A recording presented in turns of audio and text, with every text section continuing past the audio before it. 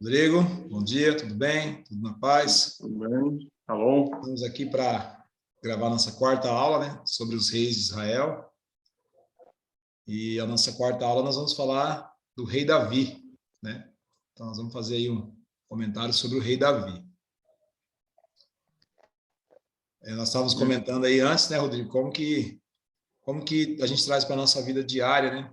A vida desses reis, né? Quantos ensinamentos, né, para a nossa vida, né? Vem trazendo. Verdade. Quanto crescimento espiritual podemos adquirir, né? Refletindo sobre os pontos positivos e negativos, né? Aprendemos com esses reis não só os pontos positivos, mas os negativos também. A gente está estudando o começo, meio, fim deles. Então, quando você estuda o começo, meio, fim da vida de pessoas, você observa o final, né? Como que termina o final de muitos deles, né? Distante de Deus, né? Com mortes trágicas, né? Então, a gente tem que refletir sobre tudo isso para a nossa vida. Exatamente. Lembrando os alunos que o objetivo é fazer um resumo sobre todos os reis. A didática sempre é a mesma. Apresentação do rei, pontos positivos e negativos e um resumo sobre sua vida. Então, aqui na nossa quarta aula, né? Vamos falar aí sobre o rei Davi, período 1003 a 970 a.C. Aqui nós temos qual o significado do nome, né? De Davi, amado, né? Bem, isso mesmo. Bem conectado aquilo que é Davi, né? Davi foi uma pessoa muito amada por Deus e ele fez realmente muitas coisas que atraiu o amor de Deus, e é isso que nós devemos procurar. É lógico que, como todos nós sabemos, ele também fez coisas erradas, porque nós temos a natureza adâmica, né? Somos sujeitos ao pecado, mas o que Deus exige de nós não é um grau de perfeição, porque se o pré-requisito para ser salvo for parar de pecar, quem é salvo, né? Nós somos salvos pelo sangue do Messias, o sangue do Cordeiro. Assim como Davi foi salvo pelo sangue do Cordeiro. Ele creu naquele que viria. E nós cremos naquele que veio há 2000 anos, o Messias Yeshua, o Senhor Jesus Cristo. Então nós temos que ter em mente isso. Por mais que um servo de Deus seja bom, nós vamos encontrar falhas. Perfeito é só Deus. Verdade. Então, vamos lá. Fez o que era reto aos olhos do Altíssimo? Então, nós vamos ver aqui as obras de Davi, né? Pois Davi fizera o que o Senhor aprova, e não deixara de obedecer a nenhum dos mandamentos do Senhor durante todos os dias da sua vida, exceto no caso de Urias, o Hitita. 1 Reis 15:5. É aquela coisa, né? Isso demonstra que El Shaddai, o nosso Deus, ele não deixa de ver as qualidades, mas também ele não deixa de ver as falhas. Ou seja, olha que coisa, que expressão linda, né? Davi foi fiel a Deus, fez o que o Senhor aprovava, andou nos mandamentos, exceto... E aí ele vai, né, para lembrar do que aconteceu com Urias.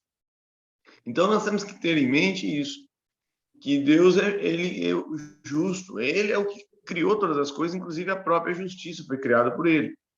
E como um Deus justo, ele jamais deixa de ver, de valorizar aquilo que a gente faz para ele, aquilo que a gente faz dentro daquilo que ele determinou, de valorizar o nosso esforço para lutar contra a natureza adâmica, o nosso esforço para proclamar a palavra de Deus. Mas também temos que lembrar do exceto, né? Exceto no caso de Urias, ou seja, nós temos que ter em mente que ele também não deixa de ver as nossas falhas, né?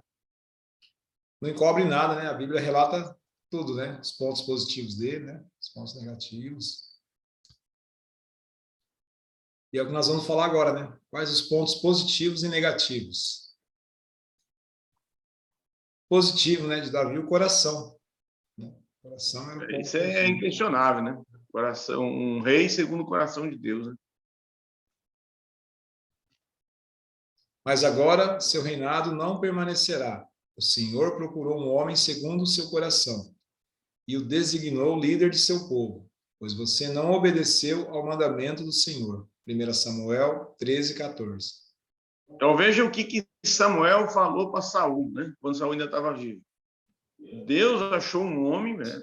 Procurou, buscou um homem segundo o seu coração. Ele está falando de Davi. Então nós podemos dizer que o ponto forte de Davi foi o seu coração, o seu sentimento, né? Ele era um homem de bons sentimentos. Ele amava Deus, ele amava a sua palavra.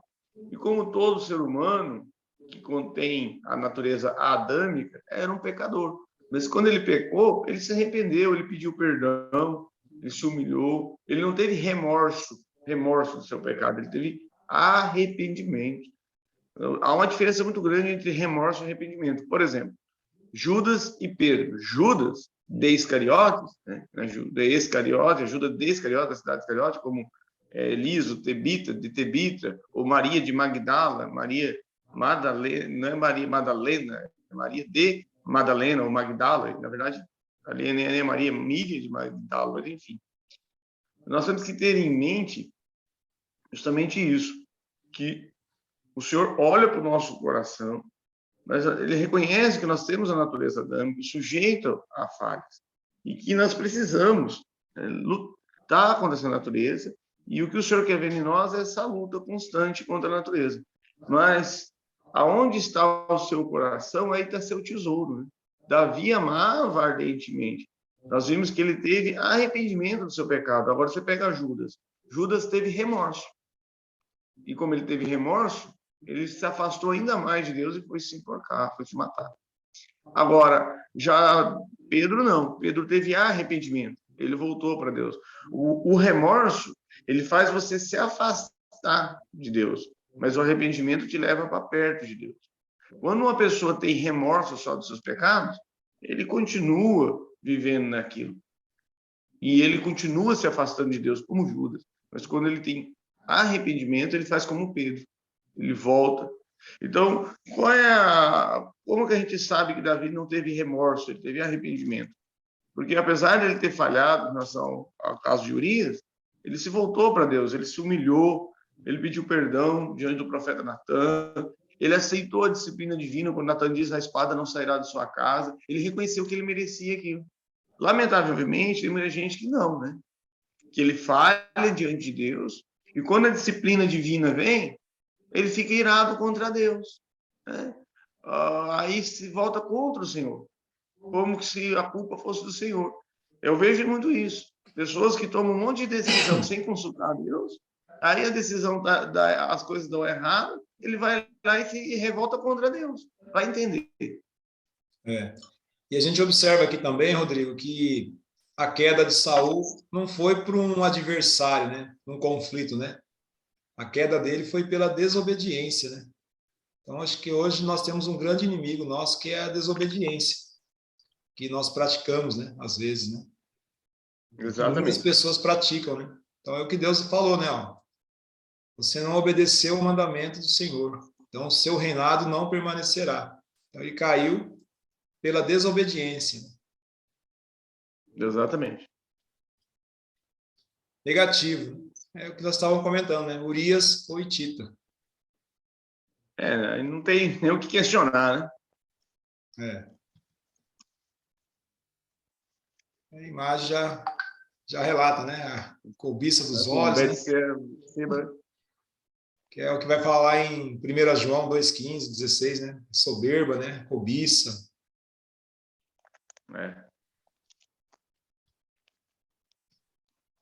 E aí, como o Rodrigo falou, né? Se a gente for estudar sobre Davi, né, Rodrigo? É um mês de aula, né? É um mês de aula. Deu quantos slides mesmo o nosso curso? Deu 1.300. Não, a gente teria que dedicar os 1.300 slides só para falar de Davi, se fosse falar mesmo profundamente. Davi é um rei que ele já é muito estudado, né? Mas aqui nós estamos dando alguns pontos, né, fundamentais sobre seu reinado. E serve também para buscar na Bíblia depois um complemento a mais também, estudar, né? Se fosse para dividir os reis, cada um de nós falar de um, eu falaria de Abimeleque e você de Davi.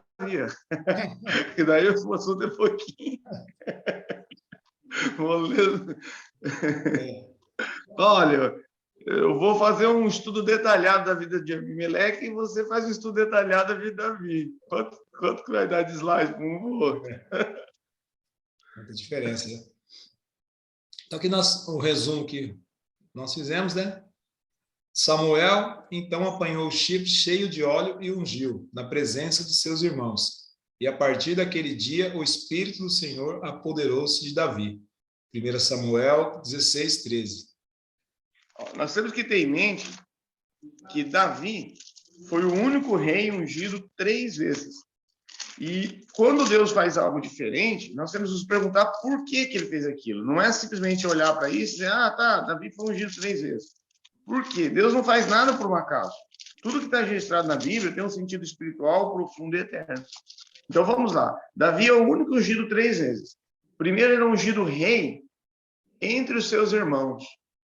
E isso simboliza a descida do Espírito Santo sobre o Messias no meio de seus irmãos quando ele sai do batismo. Depois, Davi é ungido rei só sobre Judá. Nós vamos ver isso. Ou seja, não é ungido rei sobre todo Israel, apenas sobre Judá. Nós vimos isso quando estudamos Sibofete, né? Que o filho de Saul reinou sobre as demais tribos e Davi só sobre Judá, em Hebron.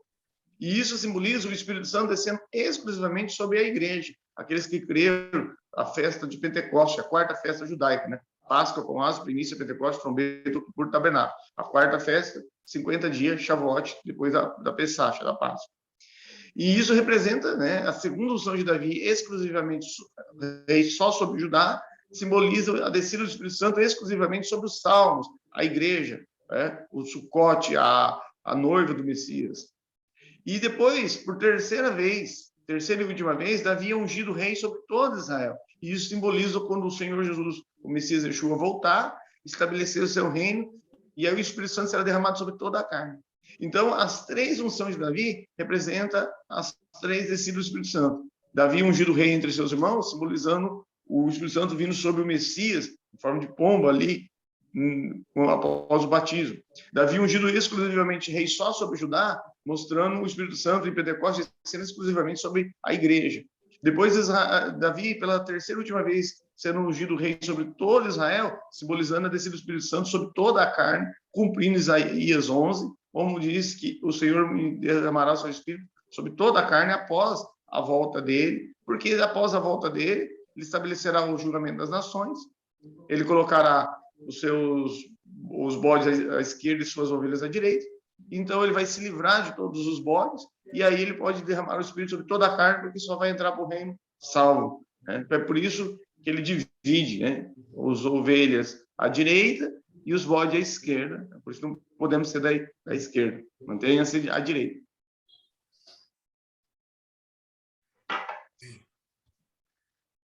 Então, a primeira unção de Davi aí, lembrando que representa a descida do Espírito Santo sobre o Messias. Então os homens de Judá foram a Hebron e ali ungiram Davi rei da tribo de Judá. Informado de que os habitantes de Jabes de Gileade tinham sepultado Saul. Segundo Samuel 2, 4. Aí nós vemos Davi sendo ungido rei exclusivamente sobre Judá. Lembrando que foi o período que nós já estudamos. Quem quiser entender bem essa daí, estude a aula anterior.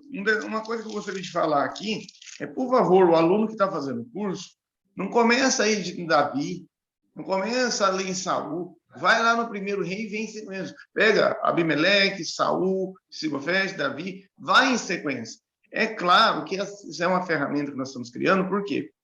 A pessoa vai dar uma palestra ou vai dar uma aula na EBD sobre Josias, rei Josias. Aí você pode ir lá só no rei Josias, fazer uma revisão. Mas se for fazer um curso, pegue do primeiro rei. Eu não falo, não fica como um sábio espiritual, eu vou estudar esse rei porque eu gosto mais dele. Não. Faça todo o curso. Vai lá no primeiro rei e vem em sequência. Porque eu e o Marcos Belém, nós montamos em sequência, com muito amor, muita dedicação, para dar essa visão holística, ou seja, didática ali. Se a pessoa fazer o curso sobre todos os reis em sequência, ele vai entender isso na mente dele, de forma metodológica. Enfim, aqui Davi sendo ungido pela segunda vez, rei exclusivamente sobre Judá. Ô, Rodrigo, também um ensinamento que fica para nós, né? Quando Deus escolhe Davi, né, que Samuel vai na casa de Jessé, né? Então, o olhar humano direcionou para todos os irmãos de Davi, menos para ele, né? Então, isso a gente olha hoje muito a aparência, muitas situações, e a gente não vê o caráter, os frutos que a pessoa está produzindo, né? E se nós temos um ano de eleição pela frente aí, e às vezes a gente precisa ter discernimento na hora de escolher, né, as pessoas em quem nós vamos votar, quem que nós vamos escolher para nos liderar, né? Então você vê que a primeira escolha de Saul foi uma escolha que lá no final deu errado. Então a segunda escolha de Davi, mas Deus já disse, né, um homem segundo o coração de Deus. Então Deus determinou que seria um homem bom, né? Exatamente. Isso mesmo. E aqui nós temos Rei só sobre Judá, né? é. Então, todas as autoridades de Israel foram ao encontro do rei Davi, em Hebrom, e ele fez um acordo com eles em Hebrom perante o Senhor. E eles ungiram Davi rei de Israel, segundo Samuel 5:3. Então, foi aqui que Davi se tornou rei sobre todo Israel. Então, veja bem, foi todo um processo. Primeiro, Deus chama o menino Davi, tira do meio das ovelhas de Jessé e coloca do lado de Saul, para poder fazer ele entender como um rei funcionava. Então, um espírito maligno, um anjo caído, entra sobre Saul, e somente quando Davi dedica a harpa é que ele é exorcizado, Saul é exorcizado. Davi foi uma das primeiras porções de Davi, foi ser exorcista, porque ele cuidava das ovelhas do pai, mas quando ele foi contratado pelo rei, foi como exorcista. Ele exorcizava Saul. Depois, ele aprendeu como ser um rei. Ele viu as falhas de Saul e os acertos. Quando ele subiu no poder, Deus colocou ele rei unicamente sobre Judá. Para quê? Uma escola. Ou seja, é como um pai que tem uma grande fábrica e que fala para o filho, filho, o pai vai deixar você ser gerente desse setor da fábrica. Você vai gerenciar esse setor, o pai vai observar. Quando você pegar a habilidade, o pai passa toda a fábrica para você administrar. É isso que aconteceu com Davi. Então, depois que ele pegou a habilidade, que ele entendeu, que ele realmente já tinha administrado uma tribo, Judá, agora ele é ungido rei sobre todo Israel. Mas veja bem, foi um processo, ou seja, Deus foi tratando com ele, foi amadurecendo. E na nossa vida espiritual não é diferente. É uma caminhada, é um passo de cada vez. Você não faz um pregador de um dia para a noite, você não faz um cantor de um dia para a noite. Então, nós temos que ter em mente isso. É os passos. Só que a questão é que Davi estava disposto a cumprir esses passos. Quanto que ele sofreu para chegar até aí? Não foi assim de um dia para a noite. Não, ele teve que fazer a parte dele. E isso nos mostra algo importante. Quando o Senhor Jesus, o Messias, foi ressuscitar Lázaro, ele disse para as pessoas, tire a pedra. Um Deus que pode ressuscitar mortos não podia mandar aquela pedra sair? Sim, só que ressuscitar Lázaro as pessoas não podiam fazer, mas tirar a pedra podia. Então ele manda tirar a pedra e diz, Lázaro, sai para fora. Para mostrar o seguinte, aquilo que nós não podemos fazer, Deus faz por nós, mas tirar a pedra a gente pode. Então tudo que estava ao alcance de Davi, ele teve que fazer. Morar do lado de Saul, trabalhar para aprender como funciona, a aceitar ser rei somente sobre Judá para aprender a administrar, depois enfrentar o filho de Saul, aquela batalha caçando ele tendo que se defender, que Davi estava se defendendo, não atacando. E agora sim, Davi vê todo o plano de Deus ser concretizado em sua vida e ele aí é ungido rei sobre todo Israel. Mas dentro de um processo, dentro de uma escada que vai passo a passo. E nós temos que ter isso. Né? Hoje nós estamos num mundo, Marcos, um mundo muito imediatista, que é tudo para ontem. Né? A pessoa acabou a faculdade, já quer ganhar dinheiro no outro dia. A pessoa acabou de abrir uma empresa, já quer dar lucro no outro dia. A pessoa entrou na igreja, já quer um cargo, já quer assumir uma coisa já grandiosa, já quer ser... Então, assim, nós somos um mundo mediatista, né? Que é tudo imediato. E Deus nos ensina que não é assim. É no tempo dele. O mediatismo tem gerado ansiedade, o mediatismo tem gerado um monte de patologias psicoemocionais, frustração, porque se eu sou uma pessoa mediatista, eu quero tudo para ontem, eu vou me frustrar. Porque o mundo não gira ao redor de nós. Deus tenta nos ensinar para ver se a gente compreende isso, que é passo a passo. Tudo tem seu tempo. E, Rodrigo, eu acho que uma grande lição que a gente tira de Davi é esperar no tempo de Deus. Você vê, Davi tinha sido ungido, ele teve 2 oportunidades de matar Saul para assumir o trono antes do tempo previsto por Deus, mas ele esperou em Deus o tempo certo. E se você vai lendo os Salmos de Davi, ele sempre colocava os inimigos dele na mão de Deus. Ele, né, sempre para que Deus cuidasse dos inimigos dele, né?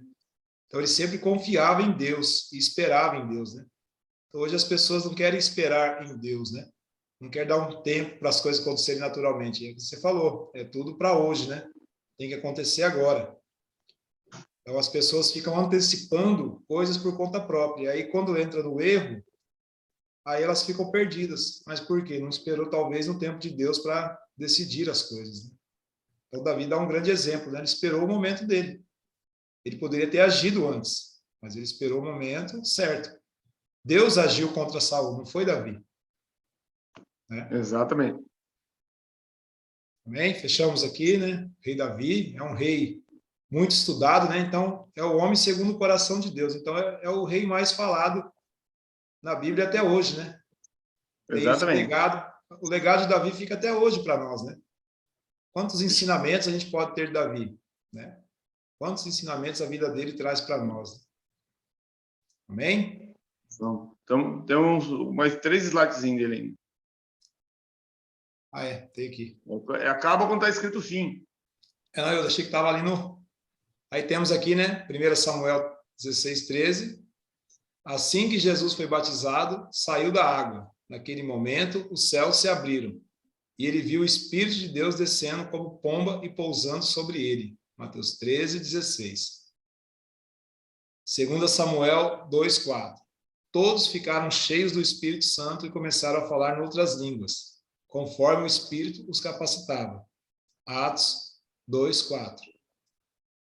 2 Samuel 5:3. Ninguém fará nenhum mal, nem destruirá coisa alguma em todo o meu santo monte, pois a terra se encherá do conhecimento do Senhor, como as águas cobrem o mar. Isaías 11:9. Então, aqui é a conexão entre o símbolo e o cumprimento dessa simbologia. As 3 unções de Davi e a conexão com a descida do Espírito Santo sobre o Messias, sobre a igreja e sobre toda a carne. O Senhor é o meu pastor, de nada terei falta. Em verdes pastagens me faz repousar e me conduz a águas tranquilas. Restaura-me o vigor. Guia-me nas veredas da justiça por amor do seu nome, mesmo quando eu andar por um vale de trevas e morte. Não temerei perigo algum, pois tu estás comigo. A tua vara e o teu cajado me protegem. Preparas um banquete para mim, à vista dos meus inimigos. Tu me honras, ungindo a minha cabeça com óleo e fazendo transbordar o meu cálice. Sei que a bondade e a fidelidade me acompanharão todos os dias da minha vida, e voltarei à casa do Senhor enquanto eu viver. Salmos 23:1-6. Então, eu não queria, de maneira alguma, falar da vida de Davi sem ler esse salmo. Claro, nós não vamos adentrar os detalhes desse salmo, porque o objetivo não é passar um curso sobre o Salmo 23. Mas entre todos os salmos, eu creio que é o salmo que mais reflete a vida de Davi. Já que nós estamos fazendo um resumo sobre Davi, pelo menos essa leitura do salmo para nos vir à mente, porque isso realmente reflete a alma de Davi. Quem foi Davi? Então Davi descansou com os seus antepassados e foi sepultado na cidade de Davi. Ele reinou 40 anos em Israel, 7 anos em Hebrom e 33 anos em Jerusalém. 1 Reis 2, 10 e 11. Então, nós vimos aí as fases, né?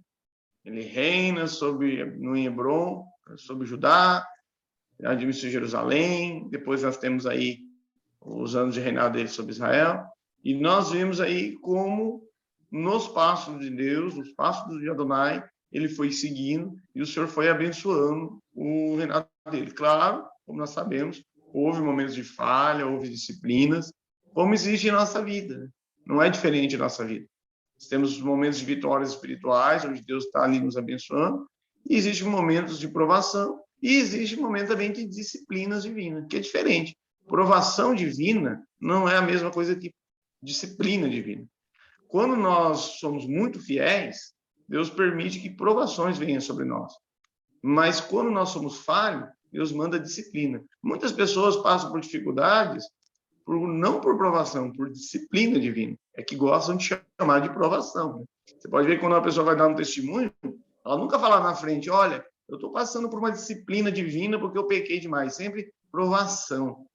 Davi passou por provação, mas também ele enfrentou a disciplina divina no caso de Urias. Então, nós temos que ter isso em mente, que assim como Davi experimentou provações e disciplina, nós também. Agora, nós podemos evitar as disciplinas. Como é que eu posso evitar as disciplinas do Senhor? Ou pelo menos diminuí-las, né? Pecando menos.